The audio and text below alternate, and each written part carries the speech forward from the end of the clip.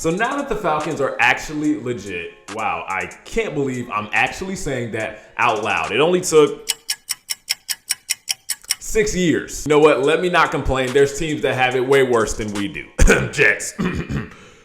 Jets. Even still, though, the Falcons are tied for the 4th longest playoff drought in the NFL, so it still calls for some celebration. And while we're only 6 weeks into the season, is it too early to think that the Falcons could run the entire NFC? I don't think that's too crazy of a thought. Hear me out. This team could easily be 6-0 right now heading into week 7. And while that said, we could easily be 1-5 right now with 5 straight one-score games to start the year. I mean, that's the Kirk Cousins effect if I've ever seen one. These past 2 weeks, this offense has looked unstoppable, and that's exactly what we've been waiting on from this team. Throughout the first 4 games, our defense kept us hanging around, and our offense just couldn't pull through when it mattered. From holding the Steelers to only field goals in week 1 to picking off Patrick Mahomes in the red zone in week 3, this defense is standing on business. We beat the New Orleans Saints at home without scoring any offensive touchdowns. I mean, who does that? Actually, it has been done one other time this season by the Chicago Bears in week 1 against the Titans when they scored 3 field goals, a punt block, and an interception return. But outside of that, you can just imagine how crazy rare that is. But as for Atlanta, this offense is finally starting to gel, finally starting to click, and that's why I think it might be scary for the rest of the NFC.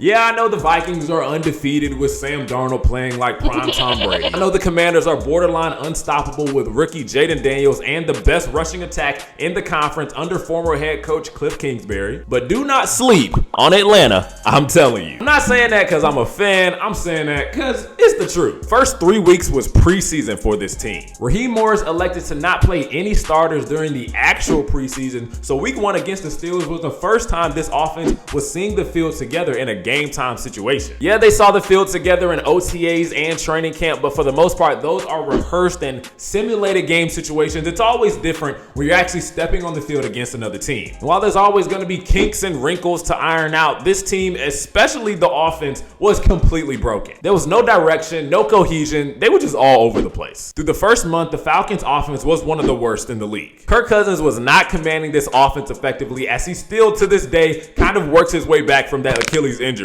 There was also a heavy reliance on screenplays for whatever reason, and the offensive line was just straight inconsistent. Up until the Buccaneers game, I was not feeling good about this team. Even when they went on the road and beat Philadelphia on Monday night, it just didn't feel good. Throughout that first month, we could easily be looking at a very different Falcons team right now if 1 or 2 plays hadn't gone our way. It's been quite the slippery slope with this team, but y'all, we're here. We made it to 4-2. What a time to be alive for dirty birds everywhere. But while I'm riding high on our recent performances, this second half of the season isn't no joke either. I initially thought our second half of the year would be a little bit weaker and we could stack up some wins, potentially making up for some expected or unexpected losses that we suffered early in the year. But oh boy, was I wrong. Like I said, we'll see Minnesota and Washington in weeks 14 and 17, 2 teams playing absolutely stellar ball right now. And that's right around the time these final playoff standings start shaping up, and these games could serve as crucial tiebreakers in that seeding process. These games worry me because I think they will be shootouts, and if we can't keep up with the pace,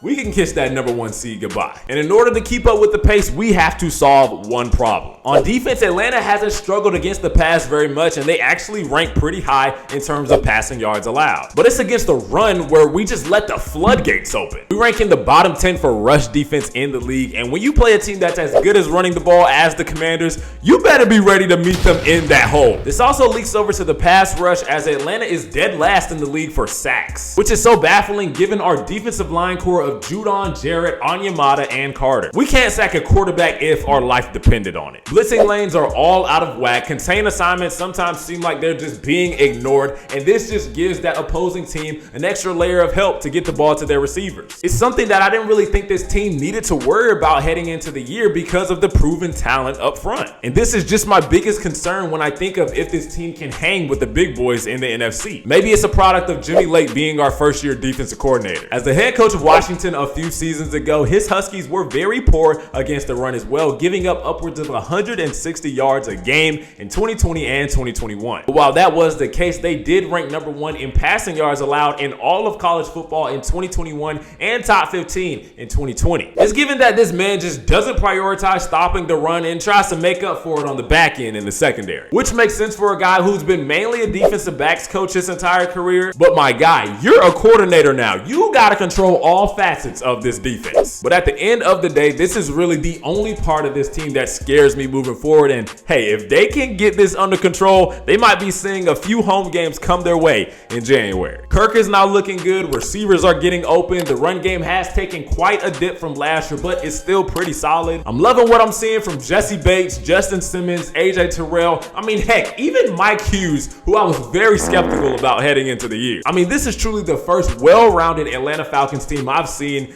in quite some time. But what do y'all think? Is Mel being too optimistic once again? Does somebody need to bring me back down to earth? Or are you like me and you think that this Atlanta team could really make some noise down the stretch? I want to hear all of it down below. And while you're down there, make sure to like and subscribe for more football content. Anyway, thanks for watching, and I'll see you guys in the next one.